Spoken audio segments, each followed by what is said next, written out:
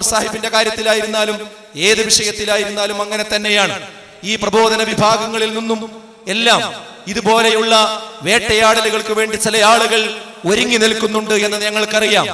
ഈ wisdom global Islamic മിഷന്റെ മുഖ്യധാരയിലുള്ള പ്രബോധകന്മാരെ ആ രൂപത്തിൽ വേട്ടയാടുവാനും അവരുടെ നാവരിയുവാനും അവരുടെ പ്രഭാഷണങ്ങൾ ഇല്ലായ്മ ചെയ്യുവാനുമുള്ള ചില ശ്രമങ്ങൾ ഇവിടെ നടന്നുകൊണ്ടിരിക്കുന്നുണ്ട് എന്ന് ഞങ്ങൾ എല്ലാവരും തിരിച്ചറിഞ്ഞുകൊണ്ടിരിക്കുകയാണ്. ഇവിടെയുള്ള ഹൈന്ദവ ക്ഷേത്രങ്ങളിൽ കടന്നു ചെന്നുകൊണ്ട് മാനവികതയുടെ മുഖം, വർഗീയ വിരുദ്ധ സന്ദേശം, ഏകമാനവതയുടെ സന്ദേശം മറ്റൊരാൾക്കും കഴിയാത്ത രീതിയിൽ ഏറ്റവും പരിപക്വമായ രീതിയിൽ ആ കാര്യങ്ങൾ അവതരിപ്പിച്ചുകൊണ്ട് ഈ വിസ്ഡം ഗ്ലോബൽ ഇസ്ലാമിക് മിഷന്റെ ഒരു പ്രബോധകൻ, നമുക്കറിയാം നമ്മുടെ മുജാഹിദ് ബാലുശ്ശേരി, അദ്ദേഹത്തെ പോലെയുള്ള പ്രഭാഷകന്മാർ ഇവിടെ മതേതരത്വവും അതുപോലെ തന്നെ മനുഷ്യ സൗഹാർദ്ദവും വർഗീയ വിരുദ്ധ വികാരങ്ങളും മാത്രമേ ഇവിടെ പ്രബോധനം ചെയ്തിട്ടുള്ളൂ. അതുകൊണ്ട് തന്നെയാണ് ഇവിടെയുള്ള മഹാഭൂരിപക്ഷം വരുന്ന ഹൈന്ദവ സമുദായത്തിൽപ്പെട്ട ആളുകൾ അദ്ദേഹത്തിന്റെ പ്രഭാഷണങ്ങളെ ഇഷ്ടപ്പെടുന്നു, അദ്ദേഹത്തിന്റെ പ്രഭാഷണങ്ങൾ കേൾക്കാൻ ഇഷ്ടപ്പെടുന്നു. ഒരുപാട് ക്ഷേത്രങ്ങളിൽ അദ്ദേഹത്തെ വീണ്ടും ക്ഷണിച്ചുകൊണ്ടിരിക്കുന്നു. അതിൽ മനം നൊന്തുകൊണ്ടാണ് ഇവിടെയുള്ള സംഘപരിവാർ ശക്തികൾ അദ്ദേഹത്തെ വേട്ടയാടുവാൻ വേണ്ടിയുള്ള ശ്രമങ്ങൾ തുടങ്ങി വെച്ചിട്ടുള്ളത്. ഞാൻ പറയുന്നത് ഇതെല്ലാം ഇസ്ലാമിനെതിരിലുള്ള കടന്നുകയറ്റമാണ്. ഇത് എം അക്ബറിനെതിരിലല്ല, ഇതൊരു മുജാഹിദ് ബാലിസ്റ്റിക്കെതിരിലല്ല, മറ്റാർക്കെങ്കിലും എതിരിലല്ല, ഇസ്ലാമിക പ്രബോധനത്തിനെതിരിലാണെന്ന് മനസ്സിലാക്കിക്കൊണ്ട് വിവേകമുള്ള ആളുകൾ, നേതാക്കന്മാർ ഈ വിഷയത്തെ പരിപക്വമായി കണ്ടുകൊണ്ട് ഇതിനുള്ള നിർമ്മാണാത്മകമായ ചെറുത്തുനിർപ്പിന്റെ രൂപരേഖകൾ തയ്യാറാക്കിക്കൊണ്ട് സധൈര്യം ഒന്നിച്ചു നിന്നുകൊണ്ട് ആ വിഷയത്തിൽ യോജിച്ചു മുന്നോട്ട് പോവുകയാണ് ഇന്ന് കാലഘട്ടം നമ്മളോട് ആവശ്യപ്പെടുന്നത്. അള്ളാഹു നമ്മുടെ എല്ലാ പ്രബോധകന്മാർക്കും സ്ഥൈര്യവും നൽകി ഈ രംഗത്ത് നിലയുറപ്പിക്കുവാനുള്ള എല്ലാ നിലക്കുള്ള ഖൈറും ബർക്കത്തും നൽകി അനുഗ്രഹിക്കുമാറാകട്ടെ എന്ന് ഈ സന്ദർഭത്തിൽ സാന്ദർഭികമായി ഞാൻ പ്രാർത്ഥിക്കുകയാണ്. അതെ, ഏതൊക്കെ അർത്ഥത്തിൽ കുത്തി നോവിപ്പിച്ചിട്ടുണ്ടോ അപ്പോഴൊക്കെ ഈ രീതിയെ നമ്മൾ സ്വീകരിച്ചിട്ടുള്ളൂ. ഇപ്പോൾ നിങ്ങൾ നോക്കൂ, നമുക്കറിയാം രണ്ട് മുജാഹിദ് സംഘടനകൾ 2002 മുമ്പിലുള്ള ആദർശത്തിലേക്ക് തിരിച്ചു പോകുവാൻ തീരുമാനിച്ചിരിക്കുന്നുവെന്ന ഒരു പത്രസമ്മേളനം ഈ അടുത്ത് നമ്മളെല്ലാവരും കാണുകയുണ്ടായി. അതെ, മുജാഹിദ് പ്രസ്ഥാനത്തിന്റെ പ്രബോധന പ്രവർത്തന രംഗത്ത് അതിന്റെ ആദർശം തനിമയോടുകൂടി ഇവിടെ പ്രബോധനം ചെയ്യുന്ന വിസ്ഡം ഗ്ലോബൽ ഇസ്ലാമിക് മിഷന് ഇതിനോടും ചില സമീപനങ്ങളുണ്ട്, ഈ വാർത്തയോടും ചില സമീപനങ്ങളുണ്ട്.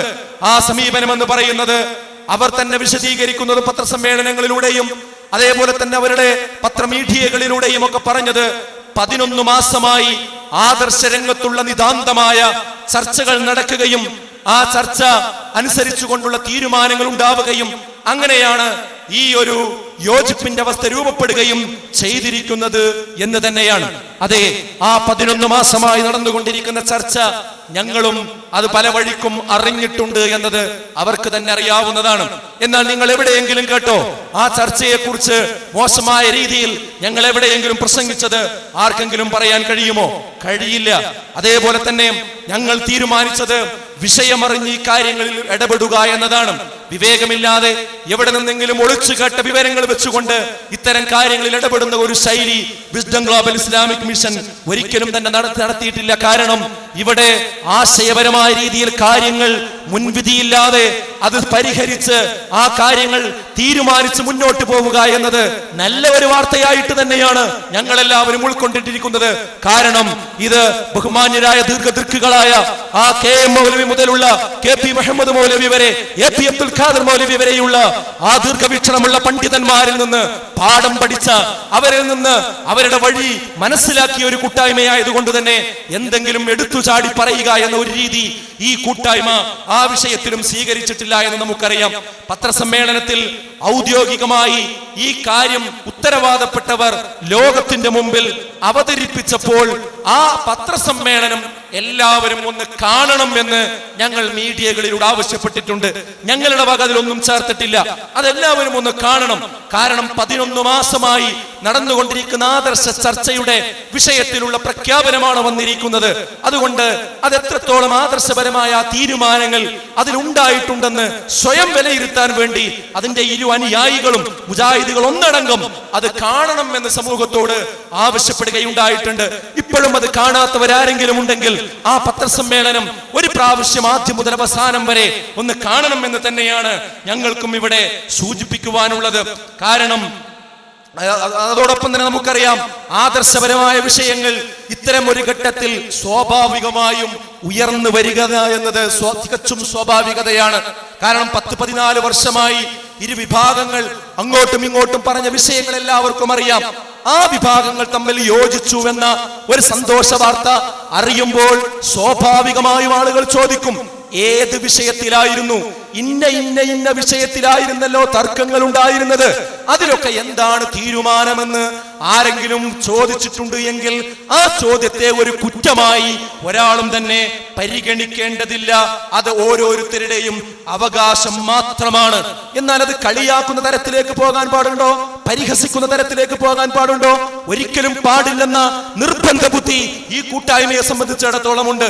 നിങ്ങൾക്കറിയുമോ, 2-3 ദിവസം മുമ്പ് ഇന്റർനെറ്റിൽ ഇതാ പല രീതിയിലുള്ള പരിഹാസങ്ങളും ഉപമകളും കാർട്ടൂണുകളും വരച്ചുകൊണ്ട് ഈ യോജിപ്പിന്റെ വിഷയത്തെ ചില കേന്ദ്രങ്ങൾ അവതരിപ്പിക്കുകയും അത് വിസ്ഡം ഗ്ലോബൽ ഇസ്ലാമിക് മിഷന്റെ ആളുകളാണ് എന്ന് വരുത്തി തീർക്കുന്ന രീതിയിൽ, അല്ലെങ്കിൽ അതിനുവേണ്ടി വാദിക്കുന്ന രീതിയിലുള്ള പോസ്റ്റുകൾ കണ്ടപ്പോൾ ഇതിന്റെ ഉത്തരവാദപ്പെട്ട ആളുകൾ അതിൽ ഒരിക്കലും തന്നെ അത്തരം പ്രവർത്തനത്തിൽ ഈ കൂട്ടായ്മയിൽ ഒരു പ്രവർത്തകനും ഉണ്ടാകാൻ പാടില്ല. ഇത് പരിഹസിക്കേണ്ട സമയമല്ല, ഇത് കുത്തിപ്പറയേണ്ട സമയമല്ല. ഇത് ആശയപരമായ കാര്യങ്ങൾ വിവേകത്തോടുകൂടി പുനർവിചിന്തനം നടത്തുവാനും ആ കാര്യത്തിൽ വിഷയങ്ങൾ പഠിക്കുവാനുമുള്ള ഒരു സന്ദർഭമാണ് എന്ന് ഓൺലൈനിലൂടെ തന്നെ പരസ്യമായി എല്ലാവരും അറിയിക്കുക എന്ന ഒരു വിവേകത്തിന്റെ രീതിയാണ് യഥാർത്ഥത്തിൽ ഈ കൂട്ടായ്മ സ്വീകരിച്ചത് എന്ന് നമ്മൾ മനസ്സിലാക്കേണ്ടതുണ്ട്. നമുക്കറിയാം, ഇവിടെ ഇരു വിഭാഗത്തിന്റെയും സംസ്ഥാന ഭാരവാഹികൾ എന്നാൽ ഈ കൂട്ടായ്മയെ ഇതിന്റെ പേരിൽ കുത്തിനോവിച്ച് സംസാരിച്ചതിന് ഒരുപാട് തെളിവുകൾ നമുക്ക് ഓൺലൈനിലൂടെ കാണുവാൻ സാധിക്കും. ഞാൻ പേരെടുത്തു പറയുന്നത് മനസ്സിലാകാൻ വേണ്ടിയാണ്. ഹനീഫ് കായക്കൊടിയെ പോലെയുള്ള ആളുകൾ വളരെ മോശമായ രീതിയിൽ യോജിപ്പിന്റെയും അതുപോലെയുള്ള കാര്യങ്ങൾ നടന്നുകൊണ്ടിരിക്കുന്ന സമയത്ത് തന്നെ ഈ വിസ്ഡം ഗ്ലോബൽ ഇസ്ലാമിക് മിഷൻ എന്ന കൂട്ടായ്മയെ കുത്തിനോവിച്ചുകൊണ്ടുള്ള സംസാരങ്ങൾ, അതോടൊപ്പം തന്നെ എഴുത്തുകൾ അദ്ദേഹത്തിൻ്റെതായി ഈ ചർച്ചകൾ നടന്നുകൊണ്ടിരിക്കുന്ന, ഇത് പുറത്തു വന്നുകൊണ്ടിരിക്കുന്ന വേളകളിൽ തന്നെ വാട്സപ്പുകളിൽ ഉണ്ടായിട്ടുണ്ട് എന്നത് ആർക്കും നിഷേധിക്കാൻ കഴിയില്ല. അതുപോലെ CD ടവറിൽ നിന്ന് പുറത്തിറങ്ങുന്ന വിചിന്തനം വാരികയിൽ അവരുടെ സംസ്ഥാന സെക്രട്ടറിമാരിലായ ഒരു ഡോക്ടർ അദ്ദേഹം ലേഖനം എഴുതിയിട്ടുണ്ട്. ഇതിൽ പല ആളുകളും വിരളി പിടിച്ചുകൊണ്ടിരിക്കുന്നു എന്നൊക്കെ പറഞ്ഞുകൊണ്ടുള്ള ഒരു ലേഖനങ്ങൾ നമ്മൾ പേര് വെച്ചുകൊണ്ട് തന്നെ കണ്ടു എന്നതിൽ യാതൊരു തർക്കവുമില്ല. ഇവിടെയും എന്താണ് ഈ യോജിപ്പിന്റെ വാർത്ത കേൾക്കുമ്പോൾ വിസ്ഡം ഗ്ലോബൽ ഇസ്ലാമിക് മിഷന്റെ നിലപാടെന്ത് ചോദിക്കുന്നവരുണ്ട്. ഞാനിതിന്റെ സമീപനമാണ് ഇതുവരെ പറഞ്ഞത്. അതിന്റെ നിലപാട് ഇതാ സുഹൃത്തുക്കളെ നമ്മൾ കേൾക്കുക. ഇവിടെ ഒരാൾക്കും പേടിയില്ല എന്നാണ് ഒന്നാമത് പറയാനുള്ളത്. നിങ്ങൾ എന്തിന് ഭയപ്പെടണം, നിങ്ങൾ എന്തിന് പേടിക്കണം എന്നാണ് ചില ആളുകൾ ചോദിച്ചുകൊണ്ടിരിക്കുന്നത്. എന്താ കാരണമെന്നോ, 2002 മുമ്പുള്ളതിലേക്ക് നിങ്ങൾ മടങ്ങുകയാണെങ്കിൽ ഞങ്ങൾക്ക് സന്തോഷമേയുള്ളൂ. പിന്നെ എന്തിന് ഭയപ്പെടണം, എന്തിന് പേടിക്കണം? കാരണം അത് ഇരുവിഭാഗത്തിനും തെറ്റുതിരുത്തി ഒരു തിരിച്ചുവരലാണെന്ന പരസ്യമായ പ്രഖ്യാപനമാണ്. ഇരുവിഭാഗത്തിന്റെയും നേതാക്കന്മാർക്കും അതുപോലെ എഴുത്തുകാർക്കും പ്രഭാഷകന്മാർക്കും 2002 ശേഷം പല രീതിയിലുള്ള തകരാറുകളും സംഭവിച്ചിട്ടുണ്ട് എന്നും ആ തകരാറുകൾ തിരുത്തി ഞങ്ങൾ 2002 മുമ്പുള്ളതിലേക്ക് തിരിച്ചു വരികയാണെന്ന് പറയുമ്പോൾ അതിൽ സന്തോഷം മാത്രമേ ഉള്ളൂ എന്നാണ് എനിക്കിവിടെ സൂചിപ്പിക്കുവാനുള്ളത്. അത് ഞങ്ങൾ ഈ ഒരു വിഭാഗം വെച്ച് പുലർത്തുന്ന ആദർശത്തിലേക്കുള്ള തിരിച്ചുവരവായിട്ടാണ് ഞങ്ങൾ മനസ്സിലാക്കുന്നത്. കാരണം എന്താണ്? ആദർശപരമായി ഈ വിഭാഗം പണ്ട് KM മൗലവി കേരള നദുവത്തുൽ മുജാഹിദീൻ സ്ഥാപിച്ചപ്പോൾ പറഞ്ഞൊരാദർശം എന്താണോ, എഴുതിയൊരാദർശം എന്താണോ, പ്രചരിപ്പിച്ചൊരാദർശം എന്താണോ, അതിൽ 2002 മുമ്പും 2002 ശേഷവും 2012 ശേഷവും അന്നും ഇന്നും എന്നും ആ ആദർശത്തിൽ ഉറച്ചു നിന്ന് പ്രവർത്തിക്കുന്നവരാണ് വിസ്ഡം ഗ്ലോബൽ ഇസ്ലാമിക് മിഷൻ എന്ന് പറയുന്ന ഈ അതിമഹത്തായ പ്രബോധന സംവിധാനം. അതുകൊണ്ട് തന്നെ ആ ഒരു ആശയത്തിലേക്ക്, ആ 2002 മുമ്പുള്ള ആശയത്തിലേക്ക് എല്ലാ തെറ്റുകളും തിരുത്തി ഇരുവിഭാഗവും തിരിച്ചു വരുന്നു എന്ന ഒരു വാർത്ത കേൾക്കുമ്പോൾ അൽഹംദുലില്ലാഹ് അൽഹംദുലില്ലാഹ് എന്ന് മാത്രമേ ഞങ്ങൾക്കിവിടെ പറയാനുള്ളൂ എന്നാണ് സൂചിപ്പിക്കാനുള്ളത്. കാരണം ഞങ്ങൾ എല്ലാ അർത്ഥത്തിലും ആ ആശയത്തിൽ നിന്ന് ഒരു കാലത്തും മാറി ചിന്തിച്ചിട്ടില്ല എന്ന് ഞങ്ങളുടെ പ്രഭാഷണങ്ങളും എഴുത്തുകളും വിലയിരുത്തുന്ന ഏതൊരാൾക്കും അറിയാൻ കഴിയുന്ന കാര്യം തന്നെയാണ്. അതുകൊണ്ട് അതിലേക്ക് തെറ്റ് തിരുത്തി തിരിച്ചു വന്നുവെങ്കിൽ സന്തോഷം തന്നെയാണ്. ആദർശത്തിലേക്ക് സ്വാഗതം ചെയ്യുകയാണ്. മുജാഹിദ് പ്രസ്ഥാനത്തിന്റെ പ്രമാണബദ്ധമായ ആശയത്തിലേക്ക് സ്വാഗതം ചെയ്യുന്നു 1000 വട്ടം. പക്ഷേ പത്രസമ്മേളനത്തിലെ നിലപാടാണ് ഇനിയും തുടർന്നു കൊണ്ടുപോകാൻ ഉദ്ദേശിക്കുന്നത് എങ്കിൽ, ഔദ്യോഗികമായി ഡിസംബർ 5-ാം തീയതി വിളിച്ചു ചേർത്ത പത്രസമ്മേളനത്തിലുള്ള അതേ നിലപാടാണ് ഇനി തുടരാൻ ഉദ്ദേശിക്കുന്നത് എങ്കിൽ 2002 അതിന്റെ മുമ്പുള്ളതിലേക്ക് മടങ്ങി എന്നതിൽ ന്യായമായും ഇവിടെ പൊതുസമൂഹത്തിനും വിശിഷ്യ മുജാഹിദ് പ്രസ്ഥാനത്തെ സ്നേഹിക്കുന്ന, അതിന്റെ ആദർശത്തെ സ്നേഹിക്കുന്ന ആളുകൾക്ക് സംശയമുണ്ട് എന്ന് തുറന്നു പ്രഖ്യാപിക്കുവാനും പുളിക്കലിലെ ഈ ആദർശ സമ്മേളനം ഞാൻ ഉപയോഗിക്കുകയാണ്. എന്താണ് കാരണമെന്നോ, 11 മാസം ആദർശ ചർച്ച നടന്നു. 11 ദിവസം മാത്രമേ ഞങ്ങൾ സംഘടനാ കാര്യങ്ങൾ തീരുമാനിക്കാൻ ഉപയോഗിച്ചിട്ടുള്ളൂ എന്നാണ് അതിന്റെ ഉത്തരവാദപ്പെട്ട ഒരാള് പല രീതിയിൽ എഴുതുകയും അതോടൊപ്പം തന്നെ പ്രസംഗിക്കുകയും ചെയ്തിട്ടുള്ളത്. അതെ, അതിന്റെ അർത്ഥം എന്താ? 11 മാസം ആദർശ കാര്യങ്ങൾ ചർച്ചയാക്കി തീരുമാനമാക്കി. കാരണം ആദർശത്തിനാകുന്നു ഞങ്ങൾ പ്രാധാന്യം കൊടുക്കുന്നത് എന്നാണ് ആ ഒരു സംസാരത്തിലൂടെ ലോകത്തോട് പറഞ്ഞത്. അതോടൊപ്പം തന്നെ പത്രക്കാരുടെ മുമ്പിൽ വന്നപ്പോൾ പറഞ്ഞു, അണികളെ ബോധ്യപ്പെടുത്തിയ ശേഷമാണ് ഞങ്ങൾ പത്രക്കാരെ കാണുന്നത് എന്നും പറഞ്ഞു. അതെ, 11 മാസം ചർച്ച നടന്നു, അണികളെ ബോധ്യപ്പെടുത്തി, എന്നിട്ടാണ് പത്രക്കാരെ കാണുന്നത്. എന്നാൽ പത്രക്കാരന്റെ ഒന്നാമത്തെ ചോദ്യം എന്താ? പത്രക്കാരന്റെ ഒന്നാമത്തെ ചോദ്യം, നിങ്ങൾക്കിടയിൽ വിവാദമുണ്ടായിരുന്നല്ലോ സിഹറിന്റെ വിഷയം, ആ വിഷയത്തിൽ ഇപ്പോൾ ഇനി നിങ്ങളുടെ യോജിച്ച തീരുമാനം അല്ലെങ്കിൽ സംഘടനയുടെ നിലപാട് എന്തായിരിക്കുമെന്ന ചോദ്യം. ആ ചോദ്യത്തിന് എന്താ മറുപടി പറയേണ്ടത്? ആ സിഹറിന് ഹഖീഖത്തുണ്ട്, എന്നാൽ അത് ചെയ്യുക എന്നത് വൻ കുറ്റങ്ങളിൽ പെട്ടതാണ്. ഇത് മുമ്പേ ജംഇയ്യത്തുൽ ഉലമ വ്യക്തമാക്കിയ വിഷയമാണ്. ഇനി എന്താണ് പുതിയത് പറയാനുള്ളത്? ഇതിന് എത്ര മിനിറ്റ് വേണം? ഇത് പറയുന്നതിന് പകരം ആദ്യം ആ ചോദ്യത്തിന് നേർക്ക് നേരെ വിശദീകരിക്കാതെ പല രീതിയിൽ സംസാരിച്ചു പോയി. പിന്നീട് രണ്ടാമത് വീണ്ടും പത്രക്കാരൻ ചോദിച്ചു, ഈ വിഷയത്തിൽ നിങ്ങൾ എന്താണ് നിലപാട് പറയാത്തത്? അപ്പോൾ പറഞ്ഞതാണ് സംഘടകരം. സംഘടകരം എന്താ? അത് ഇനി ജംഇയ്യത്തുൽ ഉലമ കൂടി തീരുമാനിച്ചു പറയുമെന്നാണ്. ന്യായമായി മുജാഹിദുകൾ സംശയിക്കുന്നു.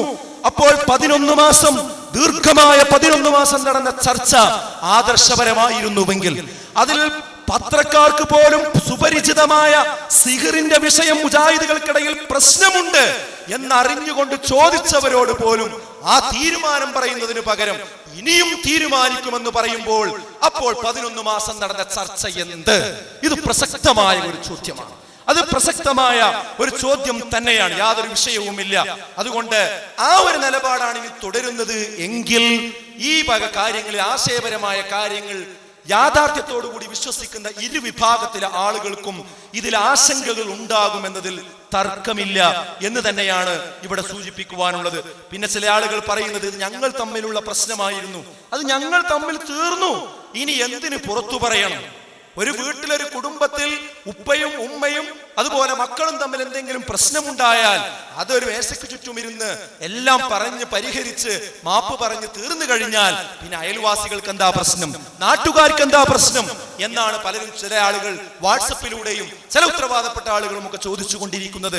ഇവിടെ നമുക്ക് പറയാനുള്ളത്, ഈ 15 കൊല്ലം ഒരിക്കലും ഡൈനിങ് ടേബിളിന്റെ ചുറ്റുമല്ല ഈ ചർച്ച നടന്നത്, അടുക്കളകളിലല്ല ഈ ചർച്ച നടന്നത്. അത് പുളിക്കലങ്ങാടിയിൽ പലവട്ടം നടന്നിട്ടുണ്ട്, കടപ്പുറത്ത് നടന്നിട്ടുണ്ട്, കേരളത്തിന്റെ മുക്കുമൂലകളിലൂടെ നടന്നിട്ടുണ്ട്.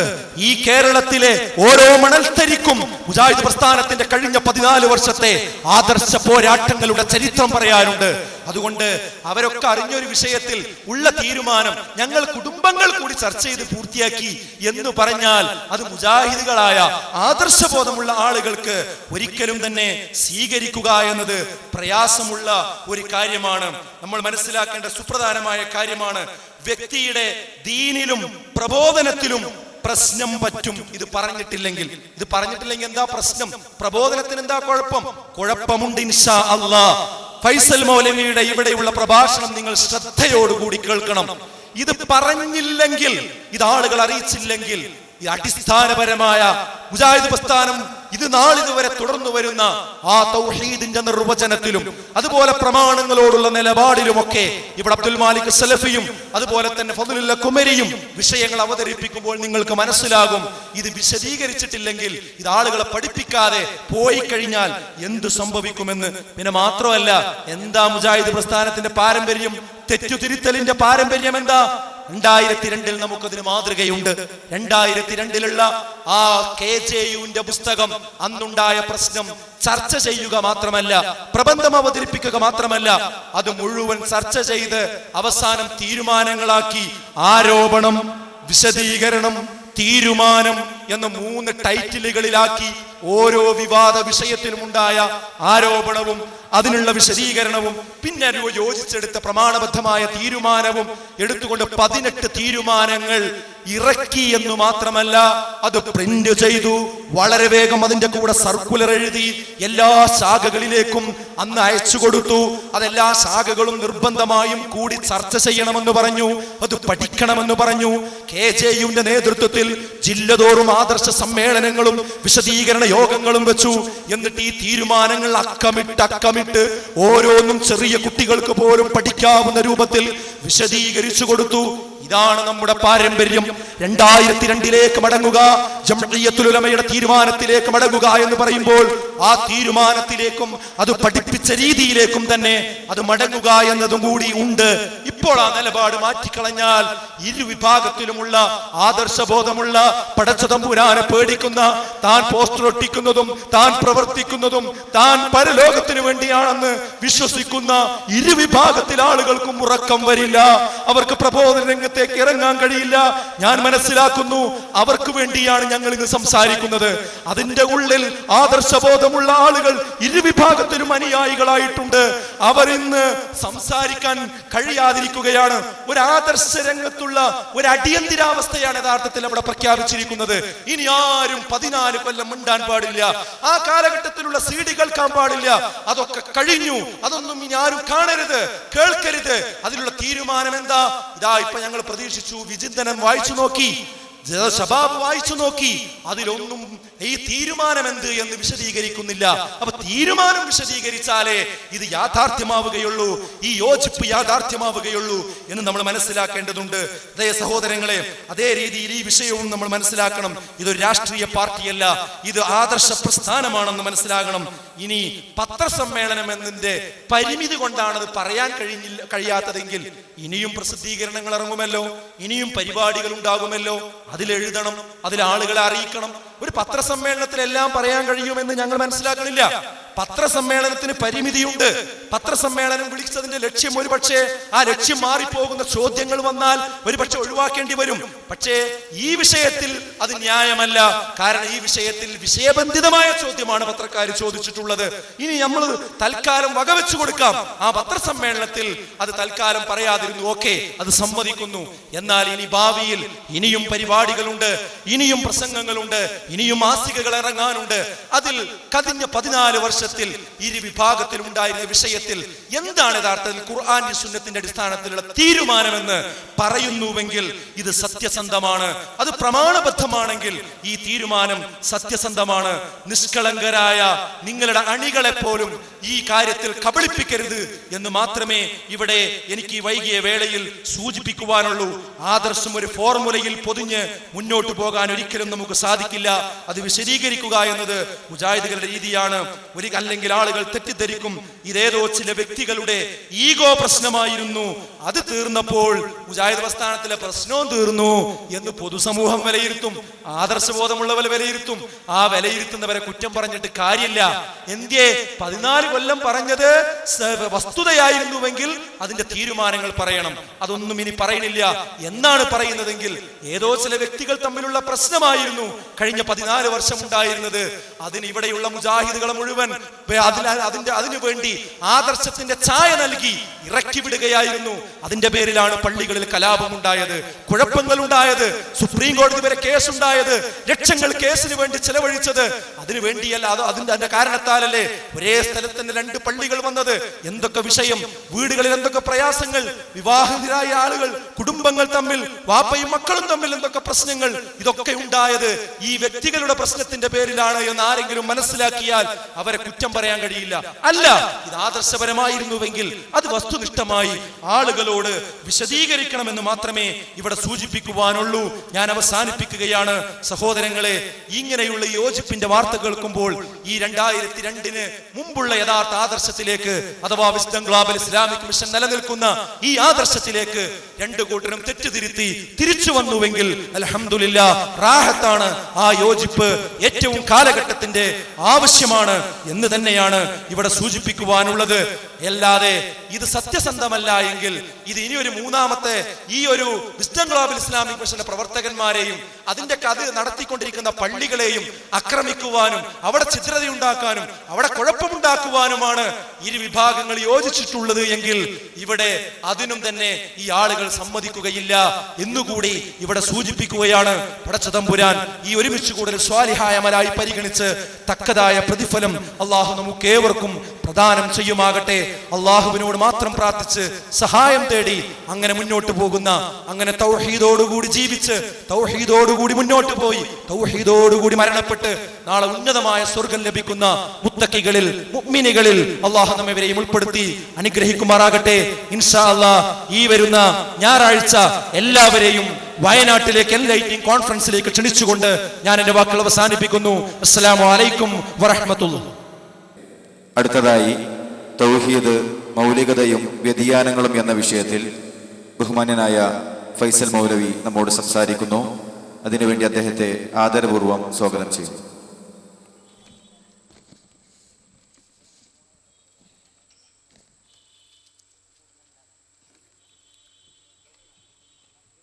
السلام عليكم ورحمة الله وبركاته. بسم الله الرحمن الرحيم. الحمد لله رب العالمين. اللهم صل على محمد وعلى آل محمد كما صليت على إبراهيم وعلى آل إبراهيم إنك حميد مجيد. اللهم بارك على محمد وعلى آل محمد كما باركت على إبراهيم وعلى آل إبراهيم إنك حميد مجيد. أما بعد فإن خير الكلام كلام الله وخير السنن سنن محمد صلى الله عليه وسلم وشر الأمور محدثاتها وكل محدثة بدعة وكل بدعة ضلالة وكل ضلالة في النار. أعوذ بالله من الشيطان الرجيم. بسم الله الرحمن الرحيم. يا أيها الذين آمنوا اتقوا الله حق تقاته ولا تموتن إلا وأنتم مسلمون. بسم الله الرحمن الرحيم. يولج الليل في النهار ويولج النهار في الليل وسخر الشمس والقمر كل يجري لأجل مسمى ذلكم الله ربكم له الملك والذين تدعون من دونه ما يملكون من قطمير إن تدعوهم لا يسمعوا دعاءكم ولو سمعوا ما استجابوا لكم ويوم القيامة يكفرون بشرككم ولا ينبئك مثل خبير. ബഹുമാന്യരായ പണ്ഡിതന്മാരെ, ജ്യേഷ്ഠാനിയന്മാരെ, സഹപ്രവർത്തകരെ, അല്ലാഹു സുബ്ഹാനഹു വ തആലയുടെ നിയമ നിർദ്ദേശങ്ങൾ കഴിവിൻ്റെ പരമാവധി ജീവിതത്തിൽ പാലിക്കാൻ ശ്രമിച്ചുകൊണ്ട് മുത്തഖീങ്ങളായി ജീവിക്കണേ എന്ന് ഒരിക്കൽ കൂടെ ആവർത്തിച്ച് ഓർമ്മിപ്പിക്കുകയാണ്. സഹോദരങ്ങളെ, ഇത്തരം പ്രോഗ്രാം സംഘടിപ്പിക്കാനുണ്ടായ സാഹചര്യം സ്വാഗത ഭാഷണം മുതൽ ഇവിടെ സൂചിപ്പിക്കപ്പെടുകയുണ്ടായി. മുജാഹിദ് പ്രസ്ഥാനം കഴിഞ്ഞ 100 കൊല്ലം പുലർത്തിപ്പോന്ന ആശയാദർശങ്ങളിൽ വെള്ളം ചേർത്തുകൊണ്ട് ഏകദേശം 15-16 കൊല്ലങ്ങൾക്ക് മുമ്പ് ചില ഒറ്റപ്പെട്ട വ്യക്തികൾ രംഗത്ത് വരികയും അത് പിന്നീട് ഔദ്യോഗികമായി ഒരു ആദർശ മുഖം നൽകി ഒരു കൂട്ടായ്മയുടെ സംഘടനയുടെ ഔദ്യോഗിക ആദർശമായി സ്വീകരിക്കുകയും അവരുടെ പ്രസിദ്ധീകരണങ്ങളൊക്കെ ആ ഒരു തെറ്റായ നയം പ്രചരിപ്പിക്കുവാനായി ഒഴിഞ്ഞുകൊടുക്കുകയും ചെയ്യുകയും അങ്ങനെ ദീർഘമായ 14 കൊല്ലം കൊണ്ട് അത് സംഘത്തിന്റെ ഔദ്യോഗിക ആശയമായി രൂപാന്തരം സംഭവിച്ച് അതിൻ്റെ ബാക്കി എന്നോണം, അതിൻ്റെ അനന്തരഫലം എന്നോണം വിശുദ്ധ ഖുർആനും തിരുസുന്നത്തിനും സലഫ് സ്വാലികൾ സ്വീകരിച്ച നയ നിലപാടുകളിൽ നിന്ന് പിറകോട്ട് പോയി പുതിയ ചില വ്യാഖ്യാനങ്ങൾ നൽകുകയും ധാരാളം ആയത്തുകൾക്ക് തെറ്റായ അർത്ഥങ്ങൾ കൽപ്പിക്കുകയും ധാരാളം ഹദീസുകളെ പരിഹസിക്കുകയും സ്വഹീഹ് ബുഖാരി അടക്കമുള്ള 60ഓളം ഹദീസുകളെ ഞാൻ ദഈഫാക്കി എന്ന് ഇക്കാലപൂർവ്വം തന്നെ പ്രഖ്യാപിക്കുകയും ചെയ്യുന്ന സാഹചര്യം മുജാഹിദ് പ്രസ്ഥാനത്തിന്റെ ഈ പ്രയാണത്തിനിടയിൽ ഉണ്ടായി എന്നുള്ളത് എല്ലാവർക്കും അറിയാവുന്ന യാഥാർത്ഥ്യമാണ്. ആ ഒരു ആദർശ മാറ്റമുണ്ടായപ്പോൾ ഇവിടെയുള്ള യാഥാസ്ഥികരായ ആളുകൾ അല്ലാഹു അല്ലാത്ത ആളുകൾ വിളിച്ചു പ്രാർത്ഥിക്കുവാനും അല്ലാഹു അല്ലാത്തവർക്ക് അമ്പിയാവിനും മൗലിയാവിനും ശുഹദാവിനും സ്വാലിഹീകൾക്കും ജിന്നുകൾക്കും മലക്കുകൾക്കും അടക്കം അഭൗതികമായ കഴിവുണ്ട് എന്നും അവർ കാര്യകാല ബന്ധങ്ങൾക്ക് അതീതമായി പ്രവർത്തിക്കുമെന്നും അവർ നമ്മുടെ പ്രാർത്ഥന കേൾക്കുമെന്നും ആ പ്രാർത്ഥനയ്ക്ക് ഉത്തരം ചെയ്യുമെന്നും നമ്മെ സഹായിക്കുമെന്നും വിശ്വസിക്കുന്ന ഈ നാട്ടിലെ യാഥാസ്ഥികരായ സമസ്ത വിഭാഗങ്ങളായ ആളുകൾ രംഗത്ത് വരികയും ആ അവസരം ഉപയോഗപ്പെടുത്താൻ അവർ ശ്രമിക്കുകയും ചെയ്തുവെന്നുള്ളത് ഒരു സത്യമാണ്. 2002 മുതലുണ്ടായ സംഘടനാ രംഗത്ത് പിളർപ്പവും തുടർന്നുണ്ടായ ആദർശ രംഗത്തെ ഈ നിലക്കുള്ള പരസ്പരമുള്ള വ്യത്യാസങ്ങളുമെല്ലാം ദുരുപയോഗം ചെയ്യാമെന്ന് വിചാരിച്ചുകൊണ്ട് അന്ന് മുതൽ പൗരോഹിത്യം രംഗത്തിറങ്ങുകയും എന്നാൽ 2002 മുതൽ 2012 വരെയുള്ള KNM വേദിയിൽ നിന്നുള്ള ഔദ്യോഗികമായ അതിശക്തമായ പ്രബോധന പ്രവർത്തനങ്ങളുടെ ഭാഗമായി തൽക്കാലം ആ പണി നടക്കില്ല എന്ന് ബോധ്യമായി പൗരോഹിത്യം പത്തിമടക്കി താഴോട്ട് പോവുകയും ചെയ്തുവെന്നതും യാഥാർത്ഥ്യമാണ്. എന്നാൽ അതിനുശേഷം വീണ്ടും ചില പുതിയ പുതിയ സാഹചര്യങ്ങൾ ഉടലെടുക്കുകയും ആദർശ രംഗത്ത് കൂടുതൽ പ്രതിസന്ധിയിലേക്ക് അത്തരം ചില സംഘടനാ പക്ഷപാതികളായ ആളുകൾ വഴിമാറിപ്പോകുന്ന ഒരു സാഹചര്യം മുന്നിൽ കണ്ടപ്പോൾ ആ പൗരോഹിത്യം വീണ്ടും തലപൊക്കാൻ ശ്രമിക്കുന്നു. പുളിക്കൽ പോലുള്ള മുജാഹിദ് തറവാടുകളിൽ നേരത്തെ സൂചിപ്പിച്ച പോലെ KM മൗലവി മുതൽ ഇങ്ങോട്ട് ഉമർ മൗലവിയും MCC സഹോദരന്മാരും KP മുഹമ്മദ് മൗലവിയും അടക്കമുള്ള റഹിമഹുമുല്ലാഹ് പ്രഗത്ഭരായ പണ്ഡിതന്മാരും നേതാക്കളും അവരൊക്കെ നേതൃത്വം നൽകിയ അവരൊക്കെ ഈ മണ്ണിൽ നിന്നുകൊണ്ട് പ്രവർത്തിക്കുകയും തൗഹീദ് സ്ഥാപിക്കുകയും റഹ്മാനായ റബ്ബിന്റെ നാമഗുണവിശേഷങ്ങൾ ഓരോന്നും കൃത്യമായി പഠിപ്പിക്കുകയും കാര്യകാല ബന്ധങ്ങൾക്ക് അതീതമായി സഹായിക്കാൻ റബ്ബിന് മാത്രമേ സാധിക്കൂവെന്ന് ബോധ്യപ്പെടുത്തുകയും അതിൽ ഊട്ടിയുറപ്പിക്കപ്പെട്ട് റഹ്മാനായ റബ്ബിന് പുറമെ ആരോട് നിർവഹിക്കുന്ന അത്തരം സഹായാർത്ഥനകളും അഭൗതികമായ തേട്ടങ്ങളും ഈ എന്ന തൗഹീദിന്റെ ആണിക്കല്ലായ ആയത്തിന് ഘടകവിരുദ്ധമാണ് എന്നും അത് റബ്ബിൽ പങ്കുചേർക്കലാണ് എന്നും അത് ശിർക്കാണ് എന്നും പഠിപ്പിക്കുകയും ഈ പ്രദേശത്തെ മഹാഭൂരിപക്ഷം ആളുകളും ആ തൗഹീദിനെ ഏറ്റെടുക്കുകയും സ്വീകരിക്കുകയും ഈ നാട് ഔദ്യോഗികമായി ഒരു മുജാഹിദ് നാട് എന്ന് അറിയപ്പെടുന്ന സാഹചര്യത്തിലേക്ക് മാറുകയും ചെയ്തെങ്കിൽ അതിനെയെല്ലാം കൊച്ചാക്കിക്കൊണ്ട് അതിനെയെല്ലാം നോക്കുകുത്തിയായിക്കൊണ്ട് ഇവിടെ ഔദ്യോഗിക സമസ്തയുടെ ആളുകൾ ഹമീദ് ഫൈസി അമ്പലക്കടയെ പോലുള്ള ആളുകൾ ഈ സാഹചര്യം ഉപയോഗപ്പെടുത്താൻ പറ്റുമോ എന്ന് ശ്രമിക്കാനെന്ന വണ്ണം ഈ പ്രദേശത്തും വരികയും തങ്ങളുടെ ശിർക്കും ഖുറാഫാത്തും തങ്ങളുടെ അന്ധവിശ്വാസങ്ങളും തങ്ങളുടെ ഖുബൂരിയത്തും തങ്ങളുടെ ബിദ്അത്തുകളുമെല്ലാം സ്ഥാപിച്ചെടുക്കാനുള്ള ഒരു ശ്രമം നടത്തുകയും ചെയ്തു. ആ ഒരു പശ്ചാത്തലമാണ് ഒന്നാമതായി ഈ പ്രോഗ്രാം സംഘടിപ്പിക്കാൻ ഉണ്ടായത്. മുജാഹിദ് പ്രസ്ഥാനത്തെ മുഴുവൻ കരിവാഴ്ത്തേക്കുകയും മുജാഹിദ് പ്രസ്ഥാനം 100 കൊല്ലം പഠിപ്പിച്ച തൗഹീദ് തെറ്റായിരുന്നുവെന്ന് ഇവിടെ തെളിയിക്കാൻ ശ്രമിക്കുകയും ഇപ്പോൾ നടക്കുന്ന ചില ഐക്യവുമായി ബന്ധപ്പെട്ട സംസാരങ്ങളെ മറയാക്കി പിടിച്ചുകൊണ്ട് അതാണ് സാക്ഷാൽ മുജാഹിദുകളെ ആദർശം ഉൾക്കൊള്ളുന്നവർ എന്ന് വെളുത്തി തീർക്കുകയും എന്നാൽ അവർക്കല്ല ആദർശ രംഗത്ത് ഇന്ന് ചില അപജയങ്ങൾ സംഭവിച്ചു കഴിഞ്ഞു. അതുകൊണ്ട് ഇനി അവർ പറഞ്ഞ തൗഹീദിന് പ്രസക്തി ഇല്ലെന്നും സമസ്തയുടെ ഈ തെറ്റായ നയമാണ്, ശിർക്കനാശയമാണ് ശരിയായ അഹ്ലുസുന്നയുടെ നയമെന്നും ഇവർ പ്രസംഗിച്ചു പോയിട്ട് അതിനെ ചോദ്യം ചെയ്യാൻ ഈ മുജാഹിദ് പ്രസ്ഥാനത്തിന്റെ ഈ തില്ലമായ തറവാടായ കേരള ജംഇയ്യത്തുൽ ഉലമയുടെ ആസ്ഥാനം സ്ഥിതി ചെയ്യുന്ന മദീനത്തുൽ ഉലൂം എന്ന മഹത്തായ സ്ഥാപനം സ്ഥിതി ചെയ്യുന്ന ഈ മുജാഹിദ് പ്രസ്ഥാനത്തിന്റെ പേരിൽ പ്രവർത്തിച്ചിരുന്ന ഒട്ടുമിക്ക പ്രഭാഷകന്മാരും പണ്ഡിതന്മാരും ദിനേനയെന്നോണം ഇവിടെ വന്നു പോകുന്ന ഈ നാടായിട്ട് പോലും അതിനെ ചോദ്യം ചെയ്യാൻ ആ നിലക്കുള്ള ഏതെങ്കിലും ഒരു കൂട്ടരെ നമുക്ക് കാണാൻ കഴിഞ്ഞില്ല എന്ന് വന്നപ്പോഴാണ് ഇവിടെ സാക്ഷാൽ മുജാഹിദുകൾ ഇനിയും ബാക്കിയുണ്ട്. അതല്ലാത്ത ഏതെങ്കിലും തെറ്റായ നയത്തിലേക്ക് പോയ ആളുകൾ എന്തെങ്കിലുമൊക്കെ ചില കോപ്രായങ്ങൾ കാണിച്ചതുകൊണ്ട് മുജാഹിദ് പ്രസ്ഥാനം ഇല്ലാതാകുന്നില്ല. 100 കൊല്ലത്തെ തൗഹീദിന്റെ പ്രബോധനം അവസാനിപ്പിക്കാൻ പോകുന്നില്ല.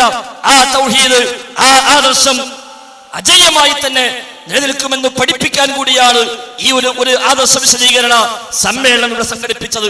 അതോടൊപ്പം സൂചിപ്പിക്കപ്പെട്ട് കഴിഞ്ഞു, പ്രസ്ഥാനത്തിലുണ്ടായ പ്രശ്നങ്ങളും പ്രതിസന്ധികളും എന്താണ് വസ്തുതയെന്ന് വളരെ വ്യക്തമായി ഏത് സമൂഹത്തിന്റെ മുന്നിലും കയറി ചെന്ന് അതിശക്തമായി തുറന്നു പറയാൻ തീർച്ചയായും ആദർശ പ്രതിബദ്ധതയുള്ള ഈ കൂട്ടായ്മയ്ക്ക് സാധിക്കുമെന്നതിന്റെ കൃത്യമായ ഒരു വ്യക്തമായ തെളിവ് കൂടി ഈ നാട്ടിൽ ബാക്കിയാവേണ്ടതുണ്ട് എന്ന താല്പര്യവും ഇതിന് പിന്നിലുണ്ട്. അല്ലാഹു തആല സ്വീകരിക്കുമാറാവട്ടെ.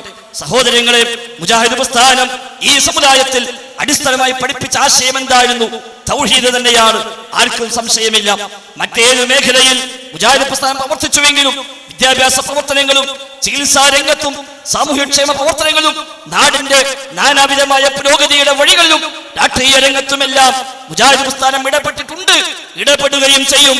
ആ നിലപാടുകളെല്ലാം ഉണ്ടായപ്പോഴും ആ രംഗത്തെല്ലാം പ്രവർത്തിച്ചപ്പോഴും വിദ്യാഭ്യാസ സ്ഥാപനങ്ങൾ സ്കൂളുകളടക്കം സ്ഥാപിച്ചപ്പോഴും ഇവിടെ അക്ഷരവിദ്യ പഠിക്കാൻ പാടില്ലെന്ന് സമസ്തക്കാർ നയം പാസാക്കിയപ്പോ അതിനെതിരെ പ്രവർത്തിച്ചുവെങ്കിലും ചികിത്സ നിഷേധിച്ചുകൊണ്ട് പകരം മന്ത്രങ്ങളും ആ നിലക്കുള്ള തെറ്റായ രീതികളും സ്വീകരിക്കുകയും മന്ത്രവാദികളെ പിന്നാലെ, വ്യാജസിദ്ധന്മാരെ പിന്നാലെ തങ്ങന്മാരും ബീവിമാരും ഖോജമാരും ശൈഖമാരും സിദ്ധന്മാരുമായി അറിയപ്പെടുന്ന ആളുകളുടെ വാദിക്കൽ ചെന്ന് കാത്തു നിൽക്കാൻ ഈ സമുദായത്തെ പ്രേരിപ്പിക്കുകയും ഉറുക്കും നൂലും ഏലസുമായി അങ്ങനെ മന്ത്രിച്ചൂതിയ ചരട് കെട്ടി ഏലസ് കെട്ടി അതിലൂടെ അഭയം തേടുന്ന ഒരവസ്ഥയിലേക്ക് ഈ സമുദായത്തെ കൂപ്പുകുത്തിക്കാൻ ശ്രമിച്ചപ്പോൾ അതിനെതിരെ മുജാഹിദ് പ്രസ്ഥാനം ഇറങ്ങി പുറപ്പെട്ടുവെങ്കിലും അങ്ങനെ തുടങ്ങി ഓരോ രംഗത്തും മുജാഹിദ് പ്രസ്ഥാനം അതിൻ്റെതായ പ്രവർത്തനങ്ങൾ കാഴ്ചവെച്ചിട്ടുണ്ട്. എങ്കിലും അതിനെല്ലാം അപ്പുറത്ത് ഏറ്റവും പ്രധാനമായി ഒന്നാമതായി മുജാഹിദ് പ്രസ്ഥാനം ഏറ്റെടുക്കുകയും പ്രബോധനം ചെയ്യുകയും ചെയ്തത് തൗഹീദ് തന്നെയായിരുന്നു. ലാ ഇലാഹ ഇല്ലല്ലാഹ്, ആരാധകർഹനായി അല്ലാഹു അല്ലാതെ മറ്റാരുമില്ല എന്ന, ആ റബ്ബിനോട് പ്രാർത്ഥിക്കാൻ പാടില്ല എന്ന, ഖുൽ ഇന്നമാ അദ്ഉ റബ്ബി വലാ ഉശ്രികു ബിഹി അഹദ, ഞാൻ എൻ്റെ റബ്ബിനോട് മാത്രമേ ദുആ ചെയ്യൂ, ആ റബ്ബിന് പുറമെ ഒരാളെയും ആ റബ്ബിൽ ഞാൻ പങ്കു ചേർക്കില്ല എന്ന ഖുർആനിന്റെ ആശയം. ഇയ്യാക നഅ്ബുദു വ ഇയ്യാക നസ്തഈൻ, അല്ലാഹ് നിന്നെ മാത്രം ഞങ്ങൾ ആരാധിക്കുന്നു, നിന്നോട് മാത്രം ഞങ്ങൾ സഹായം തേടുന്നുവെന്ന തൗഹീദിന്റെ പ്രഖ്യാപനം. അതെ, ആ ഇയ്യാക നഅ്ബുദുവിനെ മാത്രം അത് മുറിച്ചു മാറ്റാൻ ഒരു ഫൈസി രംഗത്ത് വന്നപ്പോൾ അതിശക്തമായി ഇടപെട്ടുകൊണ്ട് അത് ശരിയല്ലെന്ന് പറയുകയും അതേ ഫൈസിയെ കൊണ്ട് തന്നെ കാസർഗോഡ് വെച്ച് മുഖാമുഖത്തിൽ ഞങ്ങൾ പ്രഖ്യാപിപ്പിക്കുകയും ചെയ്യുന്നിടത്ത് കാര്യങ്ങളെത്തി. ഈ ആയത്തിന്റെ യഥാർത്ഥത്തിൽ മാത്രമുണ്ട്, പദാർത്ഥത്തിൽ മാത്രമില്ല എന്ന് തൽക്കാലം രക്ഷപ്പെടാൻ ശ്രമിക്കുന്നിടത്തേക്ക് കാര്യങ്ങൾ എത്തിയെങ്കിൽ അതേപോലെ വിശുദ്ധ ഖുർആനിലെ ആയത്തിന് ഒരു സഖാഫി ഹർക്കത്ത് മാറ്റിയിട്ട് റസൂലു എന്ന ഒന്ന് മാറ്റി ഫതഹാക്കുകയും എന്നിട്ട് റസൂല എന്നാക്കി മാറ്റുകയും അർത്ഥവും മാറ്റി റസൂലിനോട് പാപമോചനം തേടാമെന്ന് സുലൈമാൻ സഖാഫി എന്ന് പറയുന്ന സഖാഫി അത്ര ധിക്കാരപരമായി പെരുമാറിയപ്പോൾ അവിടെയും അന്ന് മുജാഹിദ് പ്രസ്ഥാനം അതിശക്തമായി ഇടപെടുകയും അവസാനം ആ സഖാഫി പിന്നെ അതിനുശേഷം ഇന്നോളം ആ പ്രബോധന മേഖലയിൽ തങ്ങളുടെ ഖുറാഫാത്തും ശിർക്കും പ്രചരിപ്പിക്കുന്ന പ്രബോധന മേഖലയിൽ പിന്നെ ഒരു സജീവ സാന്നിധ്യമായി ഇന്നും കാണാത്ത അവസ്ഥയിലേക്ക് അത് മാറുകയും ചെയ്തുവെങ്കിൽ അത് നടന്നുപോയ കൃത്യമായ സത്യമായ ഒരു ചരിത്രം തന്നെയാണല്ലോ. ആ നിലയ്ക്ക് ഈ പുളിക്കന്റെ സമീപത്താണല്ലോ കൊട്ടപ്പുറം സംവാദമുണ്ടായത്. ആയത്തിന്റെ ഒരു കഷ്ടം മാത്രം ഓതിയിട്ട് മുൻകഴിഞ്ഞ അമ്പിയായിനോട് തേടാൻ ഖുർആനിൽ കൽപ്പനയുണ്ട് എന്ന് സാക്ഷാൽ കാന്തപുരം മുസ്ലിയാർ ഓതുകയും പ്രാർത്ഥന എന്ന പദത്തെ എന്നും അർത്ഥന എന്നുമാക്കി രണ്ടാക്കി വേർതിരിച്ചുകൊണ്ട് തൽക്കാൻ തടിലെപ്പാൻ ശ്രമിക്കുകയും ചെയ്തപ്പോ അവിടെ കൃത്യമായി പിടികൂടുകയും ശരിയല്ലെന്ന് പഠിപ്പിക്കുകയും ചെയ്ത പ്രസ്ഥാനമാണ് മുജാഹിദ് പ്രസ്ഥാനം.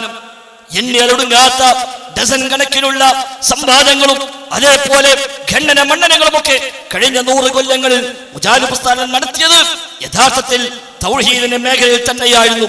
മറ്റേത് വിഷയങ്ങളെക്കാളേറെ മർമ്മപ്രധാനമായ സ്ഥാനം തൗഹീദ് നൽകുകയും ആ തൗഹീദിൽ വരുന്ന ചെറിയ പോരായ്മകൾ പോലും ഗൗരവമായി കാണുകയും ശിർക്ക് ചെയ്താൽ നരകം നിർബന്ധമാണ്, സ്വർഗം ഹറാമാണ്, എല്ലാ അമലും ബാത്തിലാണ്, ഒരിക്കലും പൊറുക്കാത്ത പാപമാണ്, ശഫാഅത്ത് പോലും നഷ്ടപ്പെടുന്ന മഹാപാപമാണ്, ഹൗദുൽ കൗസർ പോലും നഷ്ടപ്പെടുന്ന കുറ്റകരമാണ് എന്ന് സമുദായത്തെ ബോധ്യപ്പെടുത്തുകയും അങ്ങനെ ആ സമുദായത്തിൽ പടർന്നു പന്തലിക്കുന്ന ശിർക്കിനെതിരെ അതിശക്തമായി ഇറങ്ങി പുറപ്പെടുകയും ചെയ്ത മുജാഹിദ് പ്രസ്ഥാനം അന്ന് ഈ പറയപ്പെട്ട അമീർ ഫൈസിയുടെ മുൻഗാമികളായ ഇവിടെ പ്രസംഗിച്ച കക്കുംപടി മുസ്ലിയാരുടെ മുൻഗാമികളായ സമസ്തയിലെ അക്കാലത്തെ പണ്ഡിതന്മാർ അവരൊക്കെ സ്ഥാപിക്കാൻ ശ്രമിച്ചത് അല്ലാഹു അല്ലാത്ത ആളുകളോട് ഞങ്ങൾ തേടുന്നുവെങ്കിൽ അത് പ്രാർത്ഥനയല്ല, അത് ദുആ അല്ല, അത് ഇസ്തിഗാസയാണ്, സഹായാർത്ഥനയാണ്, അപേക്ഷയാണ്, അർത്ഥനയാണ് എന്നൊക്കെയുള്ള ചില പദങ്ങളിൽ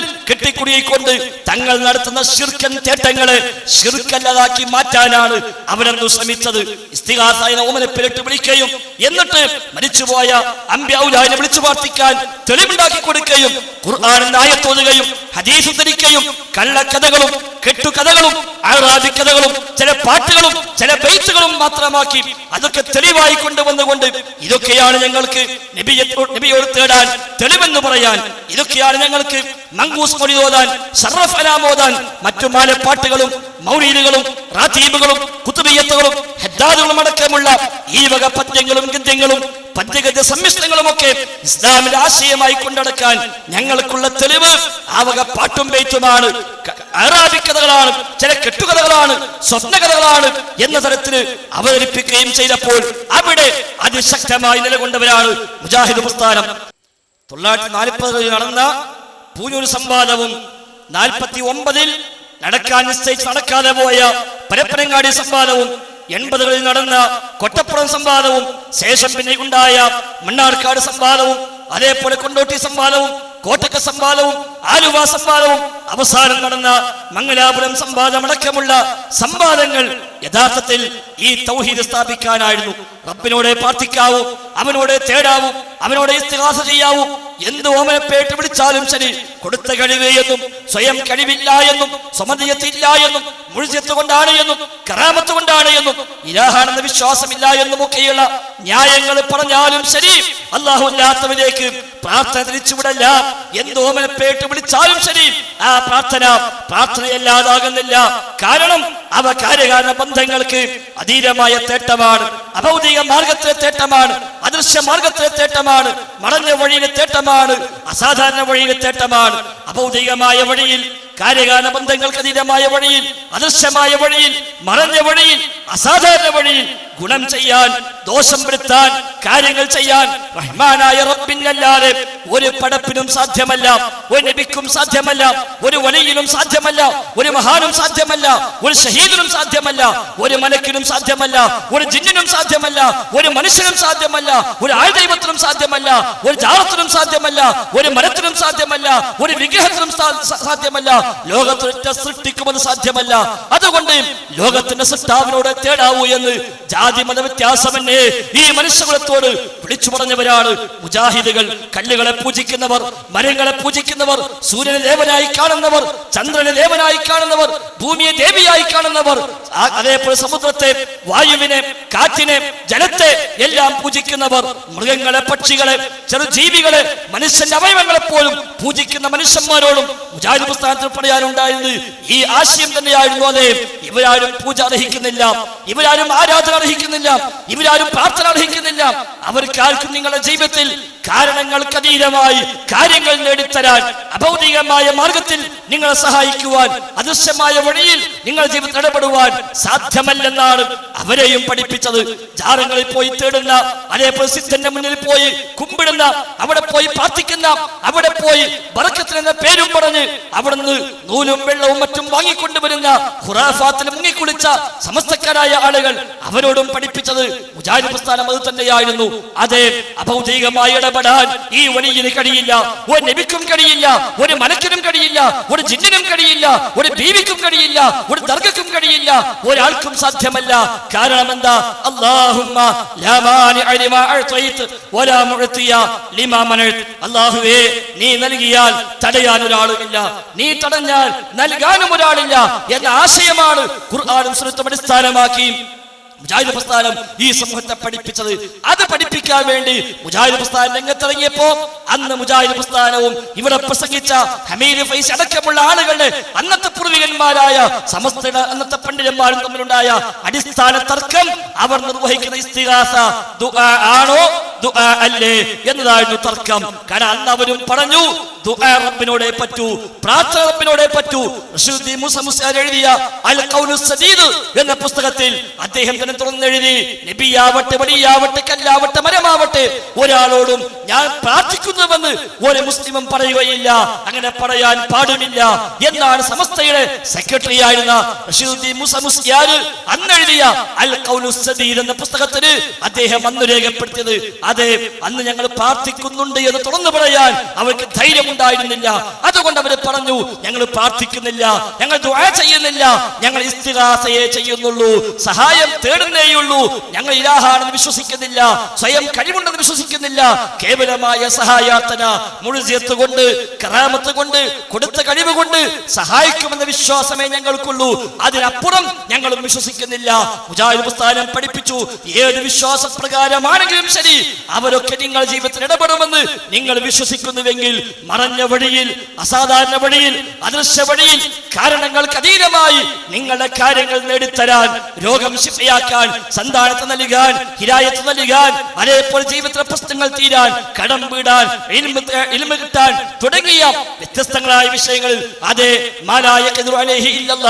അല്ലാഹുവിനല്ലാതെ മറ്റാർക്കും കഴിയാത്ത കാര്യങ്ങളിൽ അല്ലാഹു അല്ലാത്തവരോട് സഹായം അർത്ഥിക്കുന്നുവെങ്കിൽ അത് തന്നെയാണ് പ്രാർത്ഥന, അത് തന്നെയാണ് ദുആ. നിങ്ങൾ എന്ത് പേരിട്ട് വിളിച്ചാലും ശരി, അത് ദുആ അല്ലാതിരിക്കുന്നില്ല എന്നാണ് മുജാഹിദ് പ്രസ്ഥാനം അന്ന് മുതൽ പഠിപ്പിച്ചു വന്നത്. വക്കം അബ്ദുൽ ഖാദിർ മൗലവിയാണല്ലോ മുജാഹിദ് പ്രസ്ഥാനം ഒരു സംഘടിതമായ രൂപത്തിലേക്ക് വരുന്നതിന് മുമ്പേ തന്നെ ഈ തൗഹീദിന്റെ രംഗത്ത് അതിശക്തമായി ഇറങ്ങി പുറപ്പെട്ട് അറിയപ്പെട്ട നമ്മുടെ നാട്ടിലെ പ്രഗത്ഭനായ ഒരു മഹാനായ പണ്ഡിതൻ ആ വക്കം അബ്ദുൽ ഖാദിർ മൗലവി അന്ന് രേഖപ്പെടുത്തി വെച്ചു. അദ്ദേഹം മരിക്കുന്നത് 1909 ആ വക്കം മൗലവി ഒരു നൂറ്റാണ്ടുകൾക്കും അധികമപ്പുറത്ത് അന്ന് അദ്ദേഹം എഴുതി വെച്ചു.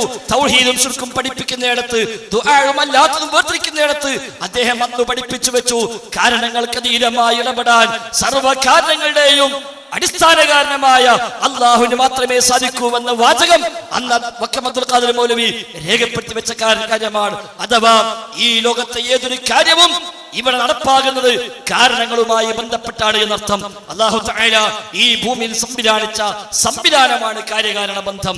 അഥവാ ഏതൊരു കാര്യം നടക്കാനും അതുമായി നിശ്ചയിക്കപ്പെട്ട കാരണങ്ങളുമായി ബന്ധപ്പെടണം. അതിനാ കാര്യകാരണ ബന്ധം എന്ന് പറയുക. വിശപ്പ് മാറണോ, വിശപ്പ് മാറുക എന്ന കാര്യം നടക്കണോ എങ്കിൽ ഭക്ഷണം കഴിക്കുക എന്ന കാരണവുമായി ബന്ധപ്പെടണം. ദാഹം മാറുക എന്ന കാര്യം നടക്കണോ, വെള്ളം കുടിക്കുക എന്ന കാരണവുമായി ബന്ധപ്പെടണം. സന്താനം ഉണ്ടാവുക എന്ന കാര്യം നടക്കണോ എങ്കിൽ വിവാഹം കഴിക്കുകയും അവിടെ ഭാര്യാഭർത്തൃ ബന്ധങ്ങൾ നടക്കുകയും ചെയ്യുക എന്ന കാരണമുണ്ടാകണം. ഇങ്ങനെ തുടങ്ങി കൃഷി ഉണ്ടാകണോ എങ്കിൽ വിത്തിടണം, വളമിടണം, വെള്ളമൊഴിക്കണം, പരിചരിക്കണം. ആ കാരണങ്ങളെല്ലാം ഒത്തുവന്നാൽ തടസ്സങ്ങളില്ലെങ്കിൽ അവിടെ കാര്യം നടപ്പാകുന്നു. രോഗം മാറണോ ചികിത്സിക്കുക എന്ന കാരണവുമായി ബന്ധപ്പെടണം. ഇത് ഖുർആനും ഹദീസും അടിസ്ഥാനമാക്കി മുജാഹിദ് പ്രസ്ഥാനം പഠിപ്പിച്ചു. ഈ കാരണങ്ങൾ ഏതുമില്ലാതെ പ്രവർത്തിക്കാൻ കഴിയുന്നവൻ അല്ലാഹു തആലയാണ്. മരുന്നില്ലാതെ, ചികിത്സയില്ലാതെ രോഗം ശിഫയാക്കാൻ റബ്ബിന് കഴിയും, അല്ല റബ്ബിനെ കഴിയൂ. അല്ലാഹുമ്മ റബ്ബന്നാസ് അദ്ഹിബിൽ ബസ് ഇശ്ഫി അൻത ശാഫി ലാ ശിഫാഅ ഇല്ലാ ശിഫാഉക. അല്ലാഹുവേ, നിന്റെ ശിഫയല്ലാത്തൊരു ശിഫയില്ല. എന്തേ കാരണം? ഏതു കാരണങ്ങൾക്കും അതീതമായി ശിഫ നൽകുന്നവൻ അല്ലാഹു തആലയാണ്. വേറാരും ശാഫി ഇല്ല. ശാഫിയായവൻ റബ്ബാണ്. ശിഫ നൽകുന്ന നൽകുന്നവൻ റബ്ബാണ്, റിസ്ക് നൽകുന്ന റാസിഖ് റബ്ബാണ്.